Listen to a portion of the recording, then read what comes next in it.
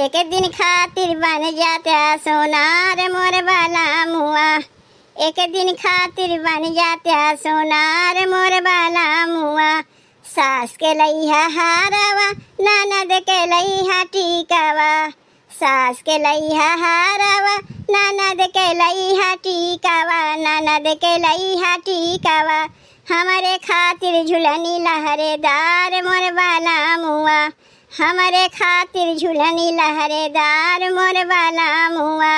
एक दिन खातिर बन जाता सोनार मोर बाला मुआ।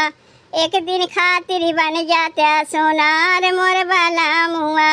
लाली बाली बिदिया लइहा अरे आँखी के कजरवा। लाली बाली बिदिया लइहा अरे आँखी के कजरवा। पौआ खातिर पायल झनकार मोर बाला मुआ। पौआ खातिर पायल झनकार मोर बाला मुआ। सास के लइहा हारवा ननद खातिर टीकावा। सास के लइहा हारवा ननद खातिर टीकावा। हमरे खातिर 16 सिंगार मोर बाला मुआ। हमरे खातिर 16 सिंगार मोर बाला मुआ। एक दिन खातिर बन जाता सोनार मोर बाला मुआ। एक दिन खातिर बन जाता सोनार मोर बाला मुआ। साड़ी चाही बनारस वाली हो अरे कमर कर धनिया। साड़ी चाही बनारस वाली हो अरे कमर कर धनिया। हथवा खातिर चूड़ी खानकदार मोर बाला मुआ। हथवा खातिर चूड़ी खानकदार मोर बाला मुआ।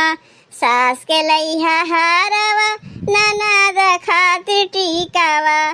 सास के लइहा हारवा ननद खातिर टीकावा। हमरे खातिर 16 सिंगार मोर बाला मुआ।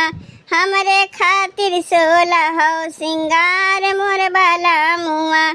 एक दिन खातिर बन जाता सोनार मोर बाला मुआ। एक दिन खातिर बन जाता सोनार मोर बाला मुआ।